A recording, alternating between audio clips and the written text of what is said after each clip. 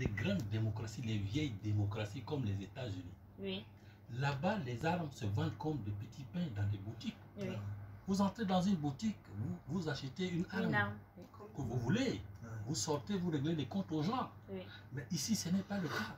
Vous imaginez, nous, on est plus civilisés que ceux qui prétendent nous apporter la démocratie. La démocratie, oui. Vous voyez, il y a quand même, notre démocratie n'est pas totalement... ça veut dire, même si elle a des faiblesses, il y a des forces. Si elle a des faiblesses, il y a quand même des forces qu'il faut...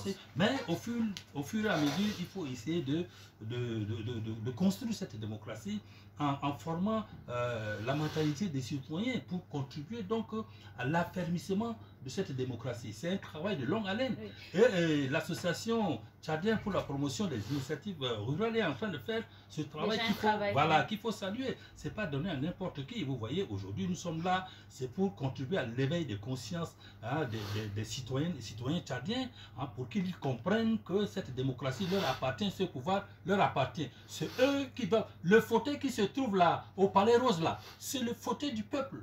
Mais le peuple ne connaît pas. Le peuple a laissé à ce que les gens se battent avec des armes pour s'imposer. Non, ce n'est pas ça.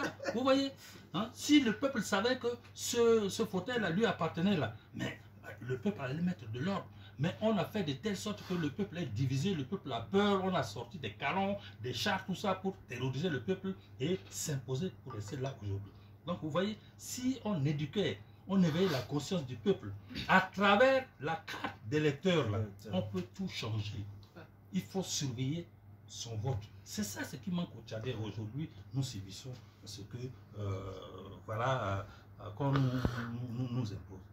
Mais déjà, moi j'ai envie de savoir de façon personnelle, vous, à partir de vos observations et autres, quelles sont réellement les forces et les faiblesses de notre pays, en fait, dans le système électoral? C'est quoi concrètement les forces? Tout à l'heure, il y a Madame Demba qui parlait et j'avais envie de poser la question, mais elle était tellement, tellement à fond. Et puis voilà, les forces selon vous et les faiblesses. Et comment est-ce qu'il faut y remédier? Comment est-ce qu'il faut faire pour que voilà, cela soit peut-être de façon équitable?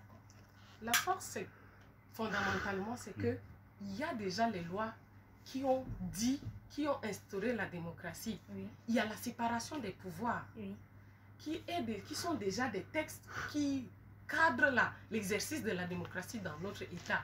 Maintenant, dans l'exercice de cette démocratie, on se rend compte qu'il y a des défis, à relever. Il y a la question de l'impunité qu'il faut régler. Il y a la question de l'alternance. Aujourd'hui, on sent que ceux qui font plus mal, c'est eux qui sont promus. Ceux qui bafouent les droits des gens, ceux qui discriminent les gens, c'est eux qui sont propulsés au poste de responsabilité ou bien qui sont même gradés par rapport à cela. Ce n'est pas possible. Parce que quand on ne punit pas, on ne peut pas asseoir l'équité, l'égalité des citoyens devant la loi. Ça veut dire que quand tu fais du mal à quelqu'un, tu prends le droit d'un individu, il faudrait que la justice, la loi s'applique à toi. Mais il y a les gens qui ne respectent pas la loi, qui ne respectent même pas l'autorité.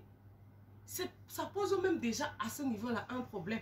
D'un autre côté, on a ce qu'on appelle l'alternance. Dans nos textes, l'alternance est reconnue pour dire que les élections doivent s'organiser régulièrement.